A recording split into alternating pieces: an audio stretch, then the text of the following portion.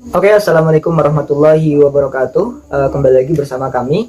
Kali ini kita akan melanjutkan bercerita tanya-tanya tentang kehidupan santri ya, terutama ini kita ingin menguak bagaimana rasanya pertama nyantri, dan mungkin ini bisa diambil pelajaran oleh orang lain atau paling tidak untuk kenang-kenangan ya, untuk kenang-kenangan kita semasa dulu pertama kali pesantren ya. Kita langsung saja. Yang ini kita bersama Mas Dawud lagi ya. Dulu kan awal pesantren itu kan lulus SD kan, lulus SD sekitar umur 12 tahun kan. Nah, pertama masuk ke pesantren nih, pertama diantar ke pesantren, itu perasaannya apa yang Anda rasakan ketika pertama kali berada di pesantren? Kalau pertama di pesantren seneng Mas. Seneng. Iya. Seneng ya. Karena gini, saya kira itu pesantren itu hanya kayak kemah pramuka itu. Kemah? Ya, 3 hari 2 malam. Oh gitu. Terus? Saya kira sebetulnya malam pertama, 2, ketiga masih enjoy. Masih enjoy. Begitu malam keempat mulai apa itu? mulai dapet salah. Mungkin suaranya bisa lebih keras ya. Ya suara. Jadi ketika sudah menginjak malam keempat, Ya. itu sudah rasanya nggak karuan. Karuan. Ingat orang tua, ingat rumah, gitu. kawan-kawan, ingat kegiatan yang biasa dilakukan di rumah. Kalau di rumah kan ya istilahnya mau ngapain aja bebas ya. Kalau di pondok makan pun diatur. Diatur. Ya, Diatur maksudnya? Waktu makan. Waktu makan ya diatur. Ya. Karena saya paling membenci itu suasana baru. Suasana baru saya paling benci karena seperti apapun suasana baru mau kita hadapi, tapi itu yang sangat saya benci. Oh gitu ya. Jadi ketika saya mengalami hal baru di dalam hidup saya, ya saya merasa nggak betah, nangis ya waktu malam keempat. Malam keempat. Atau mungkin uangnya sudah habis malam keempat? Enggak, saya 1 bulan cuma 30.000 Mas. 1 bulan 30.000. Ya saat itu kenapa? Karena gini, pengalaman di situ belum banyak ya. Ya masih cara itu ya, kok mau ke warung aja canggung. Iya, mau ngapain sih di sini, kan disuruh ngaji, kenapa harus ke warung? Nah, terus kemudian makan sudah ada makan, jajan nggak begitu terlalu. Jadi bulan pertama itu saya hanya habis 30.000. Ya, jadi Mirip berarti ya. bukan irit, karena nggak bisa jajan sama sekali, nggak ada keberanian untuk keluar dari pondok gitu. Iya. Jadi kalau kehabisan cara itunya uangnya habis itu mulai betah, malah justru sudah mulai beradaptasi. Tapi ketika awal enggak, uang mah ada. Betah ya. Betah. Jadi kan biasanya kan kalau awal pesantren nih, masuk ke pesantren terus baru kenalan sama teman kamar, dikenalin sama orang tua bareng lah. Setelah orang tua pulang itu kan biasanya ada temen yang dekat atau memang di situ sudah jadi kepala kamar, terus memang deketin biar dia betah gitu loh. Kamu merasakan itu enggak? Terus habis itu nanti mau kemana dianterin, mau makan bareng, tidur pun ditemani gitu ya. Ada kejadian seperti itu? Ya itu pasti ada. Itu pasti ada. Setiap santri itu juga sudah di dibimbingnya seperti itu. Jadi supaya tahu dulu. Santri-santri baru betah. Ya, santri baru betah. Terus banyak mainnya, Mas. Banyak mainnya. Contoh misalkan ketika jadwalnya bukan sepak bola, tapi kita diarahkan untuk ya sudah main sepak bola aja. Dia betah dulu ya. Tidak dulu. Itu berlangsung selama 40 hari. 40 hari seperti itu. Ya, jadi karena Pak Yai saya itu menekankan bahwa santri baru yang penting tidak pulang sebelum 40 hari. Begitu ya. Ya, jadi ditekankan supaya pulang itu sesudah 40 hari. Jadi mau istilahnya ngaji pun nggak terlalu berat, nggak ditarget dan sebagainya. Untuk 40 hari itu, baru setelah 40 hari kan otomatis sudah betah, baru ditarget untuk hafalan ini seperti itu. Itu kalau di pondok saya. Nah itu kan 4 hari itu sudah mulai kerasan pengen pulang dan sebagainya. Itu terus bagaimana langkahnya? Nangis terus ditolongin sama teman atau gimana? Enggak, aku nangisnya kan enggak ada yang tahu. Enggak ada yang tahu, sembunyi-sembunyi ya. Iya, nangis di rumah paman. Kamu nangis di rumah paman. Saya karena nangis. Rumah pamannya dekat pesantren ya. Kan saya ikut beliau ya. Iya. Jadi saya nangis itu justru dibiarin. Dibiarin. Ya, saya kan nangis itu keras banget tuh. Tujuannya apa? Sebenarnya kan nggak mau nangis sekeras itu, ya biasa nangis biasa, tapi saya kan ingin dipulangkan kan. Ya bagaimana dibuat sedramatis mungkin ya, tapi justru malah dibiarin sampai puas. Sampai saya puas, udah akhirnya kan saya malu sendiri. Saya malu sendiri. Jadi ketika sudah selesai, tinggal gini aja, sudah nangis saya terus nih minum, udah terus suruh pulang ke pondok lagi. Suruh ke pondok lagi. Terus perasaannya bagaimana? Kan tadi berharap sudah ditolong, dipulangkan, tapi ternyata enggak. Perasaan malu. Dan saya pun pernah, kenapa saya harus nangis di situ gitu, dengan dramatis seperti itu gitu loh. Itu kan masih ada nggak betah kan, baru 4 hari 5 hari kan. Tapi kan karena perasaan malu itu akhirnya jadi nggak berpikiran untuk pulang toh. Oh gitu. Jadi berpikiran sudah mengalih. Dan apa itu? Mengalih ke malu itu. Jadi ketika rasa malu itu udah mau nangis lagi malu. Ya. Akhirnya malu lah. Kata-kata yang diucapkan pamanku itu pas saat itu saya ingatku kayak gini tau. Udah 1 minggu di sini dulu, ketika belum betah tak antar pulang. Tak antar pulang. Ternyata dikasih kalau 1 minggu lagi nih, kalau tetap tidak betah jangan pulang. Alhasil setelah 1 minggu justru malah nggak pengen pulang. Oh, kalau sudah 1 minggu malah sudah nggak pengen pulang. Ya. Kenapa itu kok bisa berubah gitu? Nggak, rasanya udah betah aja, udah nyaman. Ya ada beberapa momen yang mungkin saya kenang sampai sekarang ya. Saya kenang sampai sekarang, dan pasti saya selalu bernostalgia. Contoh misalkan ketika seminggu pertama saya mengalami latihan khataman. 1 minggu sudah khataman? Enggak, kan ada senior yang udah 1 tahun kan khataman. Nah, kita kan santri baru bisa melihat latihan khataman. Lagu yang digunakan untuk khataman sampai sekarang masih hafal. Oh gitu ya. Oh jadi setelah 1 minggu itu nggak betah, terus dibilang nunggu 1 minggu lagi, ternyata dalam proses 1 minggu ini melihat sesuatu yang luar biasa. Ya, luar biasa. Jadi agak terasa aku pengen kayak gitu. Iya betul. Ada keinginan gitu ya. Ada dorongan, bagus nih. Terus kayak aku pengen kayak dia gitu. Betul. Itu rasa yang paling besar. Terus kemudian banyak sosok-sosok pengurus terutama yang saya itu ngefans.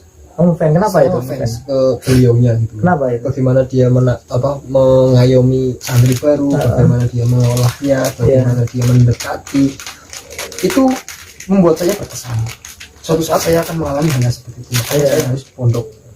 Jadi walaupun masih kecil pada saat itu, keinginan untuk berbaur dalam hal kita mengayomi anak-anak di bawah kita, itu rasanya enak banget kelihatannya.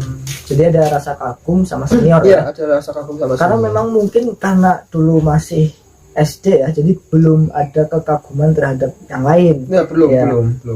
Berbeda kalau kita sudah kagum terhadap yang lain, kita dialihkan, kita terus fokus kepada kekaguman itu biasanya ya. Karena dulu waktu lulus SD itu belum, di rumah itu belum ada kagum sama siapa, kepengen jadi seperti apa, belum ya. Akhirnya di pesantren dan melihat sesuatu yang kamu kagumi dan pengen jadi seperti itu. Itu nilai plusnya sih. Terus gini juga alhamdulillah saya ditempatkan di pondok di mana itu pondok tua ya, istilahnya pondok sudah lama berdiri, istilahnya kalau pondok induk lah, pondok induk istilahnya seperti itu. Saya ditempatkan di situ dan notabene masih kehidupan itu masih bersama.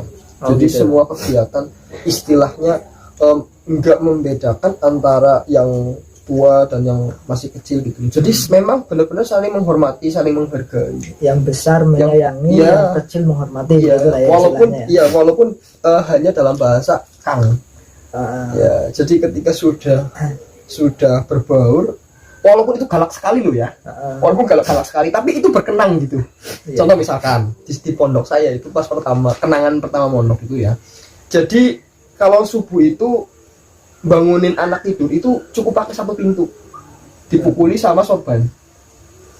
Kan pintu terbuat dari kayu, dari triplek mas. Triplek. Dipukuli pakai sorban sampai jebol. Itu setiap hari dipukuli. Itu hanya pintu itu bisa membangunkan seluruh pondok. Dan uniknya lagi setelah habis subuh kok tidur lagi itu sudah ngulur selang, jadi setiap kamar itu disiram gitu. Salam semua. Disiram, kalau yang tidur disiram pakai selang kayak nyiramin tanaman pagi-pagi. Oh iya. Itu kan menurutku jahat banget ya, tapi itu justru malah terkenal jadi lucu banget gitu loh. Gitu ya. Iya, jadi hal berkesan berikutnya itu, oh nggak ada ini di rumah. Oh iya. Di rumah nggak bisa merasakan hal yang sekonyol ini gitu loh. Iya. Jadi itu salah satu yang membuat betah lah ya. Iya. Ya, jadi banyak sesuatu yang dikagumi pada saat itu ya. Akhirnya membuat rasa nyaman ya di Iya, di pesantren itu pesantren. ya. Karena banyak sekali ya anak-anak pesantren yang baru 1 minggu, 1 bulan sudah pulang karena nggak betah katanya. Nah, itu mungkin kan dulu kan pas awal kan banyak nih seangkatan ya kan. Iya. Kalau kamu kan termasuk yang betah lah ya, Iya. yang 40 hari belum pulang. Hampir rata-rata semua Semua betah. pada saat zaman saya minimal keluar itu 1 tahun. Oh gitu. Minimal keluar 1 tahun, nggak kayak zaman sekarang. Memang karena pentingnya sosok dari senior yang memperlakukan anak baru atau juniornya itu ya biasa. Jadi memang benar-benar menghargai, menghormati, dan luar biasa harus dikagumi. Memang layak untuk dikagumi. Begitu ya. Makanya ketika ada seseorang di pondok pesantren kok dia sudah mengagumi salah satu misalkan pengurus atau ustadz atau kiai atau sosok, intinya sosok lah, itu pasti betah. Masih betah dan aku pengen seperti itu. Iya, itu ada motivasi seperti itu. Itu salah satu juga yang membuat santri Iya, betah ya. betah. Walaupun kebiasaan-kebiasaan di rumah masih dilakukan. Ya. Jadi ini saya bisa mengambil pelajaran dari cerita yang awal tadi. Pertama pesantren, terus nggak betah, terus ada beberapa kejadian yang membuat kagum. Dan baik itu kagum terhadap keadaan, kondisi, ataupun terhadap seseorang ya, tokoh misalkan itu yang pengen itu membuat ada rasa pengen jadi seperti itu ya. Itu nilai plus yang menurutku memang perlu ya. Seorang santri baru harus punya seperti itu supaya betah dan punya idola. Supaya, karena kalau mengidolakan seseorang kan dia, oh aku harus bisa seperti ini, langkah-langkahnya mau tidak mau harus betah di sini kan. Gitu ya. Jadi hanya kurun waktu 40 hari. 40 hari. Pertahanannya seseorang santri itu diukur dari 40 harinya. Kalau menurut saya seperti itu. Karena setelah tahun-tahun di bawah saya, 3 tahun terutama, itu sudah berasa banget ketika santri sudah mulai dimanja. Kalau gitu ya. Dulu dimanja, jadi tidur sudah dikasih kasur dan sebagainya. Kalau Itu berapa? Kalau sudah berapa? sudah 40 hari, 40 hari? sebelum 40 hari itu pulang. Karena memang orang tua itu memfasilitasi untuk dijemput gitu loh. Jadi ketika sudah melepaskan ke pesantren harusnya ya udah itu urusan pesantren kan. Tapi pada kenyataannya sebelum 40 hari izin lah, inilah sebagai pengurus mungkin kan. Jadi kalau misalkan nggak diizinkan gimana? Ya kan, karena orang tuanya langsung. Tapi kalau zamanku kan sakit nggak sakit itu di situ. Dan dari pondok pun sudah memeriksakan ke, misalkan sudah memberi pengobatan ke puskesmas terdekat atau rumah sakit terdekat. Jadi memang harus sedikit tega ya. Orang tua juga harus ada agak sedikit tega dengan anaknya, jangan terlalu dimanja untuk sedikit nggak betah terus dijemput, sedikit sakit terus dijemput. Itu sebenarnya kurang tepat ya. Kurang. Tepat. Nah, kebanyakan yang santri-santri baru nggak betah kan begitu, karena tidurnya nggak seperti di rumah, makannya nggak seperti di rumah, nggak bisa main-main. Itu kebanyakan gitu ya. Iya, gini, aku itu pertama mondok satu tiker biasa itu 20 orang. 20 orang. 20 orang. Mau bawa sajadah, mau enggak, mau apa. Memang karena itu sudah harus dibiasakan gitu, seperti itu. Itu juga mental juga di situ. Gimana malam-malam bingung mau ngapain. Ya itu tidur hanya satu tiga, dan itu pun ada santri yang inisiatif bawa, tidak disediakan dari pondok pesantren. Pondok pesantren cuma nyediainnya loker itu, loker. Jadi misalkan ini kan kita cerita santri baru tadi ya. Jadi kalau pesannya buat orang tua yang baru memondokkan anaknya itu, kalau bisa jangan terlalu dimanja lah ya. Jangan terlalu dimanja, jangan terlalu diberat-beratkan lah ya. Memang harus sedikit kelihatan tega ya. Tapi itu memang untuk kebaikan ya. Kalau apa-apa ditanya gimana betah enggak, terus makannya gimana, saya anterin dia makanan, sakit apanya, nah, itu terlalu ya. Terlalu. Jadi nanti kemandiriannya juga kurang. Itu juga sangat kurang. Itu ukuran itu kalau untuk santri. Jadi ya mungkin ikut dulu ya ini Iya. pesannya. Berarti kalau baru pesantren jangan terlalu dimanja agar si anak itu bisa berpikir secara mandiri dulu ya, Betul, belajar berpikir mandiri, Betul. akhirnya dia betah di pesantren itu ya, Karena kecerdasan itu bisa timbul dari akibat kemandirian. tertekanan. Tekanan, Iya dong, iya dong. karena kan bisa mandiri. Iya, bisa mandiri dan dia bisa berpikir secara panjang. Ya, oke lah. Mungkin cerita santri barunya sampai di sini dulu. Kita lanjut di video yang selanjutnya. Kita akan bercerita lagi masih seputar santri dan kendala-kendala santri. Misalkan nanti sudah agak lama jadi pengurus dan sebagainya. Iya, Nanti kita lanjut lagi ya. Ini kan baru kita bicara santri baru ya. Kamu awal mondok bagaimana dan sebagainya. Kita lanjut di video yang selanjutnya. Terima kasih. Assalamualaikum warahmatullahi wabarakatuh.